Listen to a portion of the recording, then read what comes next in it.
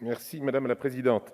Monsieur le ministre, madame et messieurs les rapporteurs, je crois que cette année encore, nous ne pouvons qu'admirer nos agriculteurs qui, par leur force de travail, ont su faire preuve de résilience, d'inventivité et de volontarisme pour maintenir la continuité de l'approvisionnement alimentaire. Avec ce projet de loi de finances pour 2021, le ministère de l'Agriculture assure toute sa reconnaissance à nos paysans et entend les aider à traverser la crise économique tout en leur permettant de continuer à relever les défis que nous nous sommes fixés au début du quinquennat: l'amélioration de leurs revenus, le renforcement de la compétitivité de leur exploitation et la transformation agroécologique. Ce budget prévoit aussi des moyens très ambitieux pour nos forêts et leur permettre de répondre aux multiples enjeux qui leur sont assignés, notamment la lutte contre le changement climatique. Je souhaitais le saluer.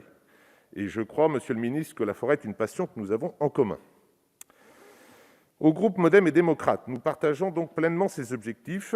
Je ne pointerai donc ici, dans mon intervention, que 4 éléments précis qui me semblent particulièrement importants.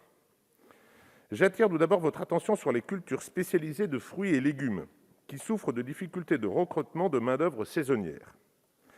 Elles ont aussi besoin qu'on mette en œuvre un travail de pédagogie pour faire accepter à nos consommateurs les prix des produits français, certes légèrement plus élevés que ceux issus de l'importation, mais tout simplement aussi parce qu'ils sont plus qualitatifs. C'est la raison pour laquelle nous aimerions, au groupe Modem et Démocrates Apparentés, la pérennisation du dispositif TODE, dont nous approuvons d'ores et déjà la reconduction pour l'année 2021. Cette pérennisation apparaît essentielle pour les secteurs employeurs de main-d'œuvre saisonnière, où le coût du travail est un enjeu important de compétitivité. Je souhaiterais aussi concentrer mon propos sur la sylviculture, tant la filière bois représente l'avenir pour bon nombre de nos territoires ruraux et pour la France, puisque ces ressources ne demandent qu'à être valorisées plus efficacement. Cette filière s'inscrit de surcroît pleinement dans notre volonté de réduire nos émissions de gaz à effet de serre. Mon groupe s'est très fortement investi durant l'examen du projet de loi ASAP pour lutter contre l'extrême morcellement de la propriété forestière. Nous avons réussi à pérenniser une expérimentation permettant aux gestionnaires forestiers d'accéder au cadastre numérique et ainsi d'identifier facilement les propriétaires pour leur proposer une gestion commune. Ce n'est qu'une première étape. Le soutien à la filière bois doit également passer par des dispositifs fiscaux incitatifs. Aussi, monsieur le ministre, nous porterons un amendement visant à augmenter les crédits alloués au Centre national de la propriété forestière, afin d'améliorer la gestion des forêts privées. Cette hausse du budget permettrait de dynamiser la mobilisation du bois dans le respect des conditions de gestion durables et d'adapter les forêts au changement climatique. J'en profite d'ailleurs pour vous interroger sur le défi forêt. Pourriez-vous me détailler les choix qui ont été retenus quant à ce dispositif d'encouragement fiscal simple et efficace ?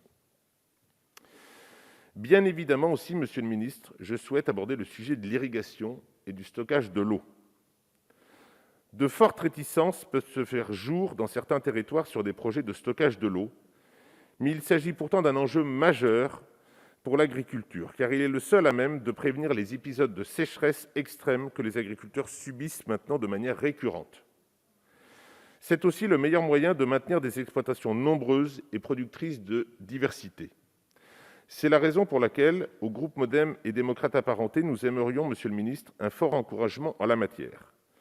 Une mission a notamment été menée par le préfet Biche sur le sujet, et je souhaiterais que vous puissiez nous en présenter les résultats et nous faire part de vos ambitions et de votre feuille de route sur le sujet. Là encore, des avancées ont été actées dans plusieurs textes, et notamment dans le projet de loi ASAP. Nous avons voté un amendement du rapporteur permettant au Conseil d'État une compétence directe en premier et en dernier ressort pour connaître des projets d'ouvrage qui s'appliquent sur les projets d'ouvrage, et une mesure de simplification administrative qui permettra de réduire la durée des contentieux qui limitent et découragent fortement les projets.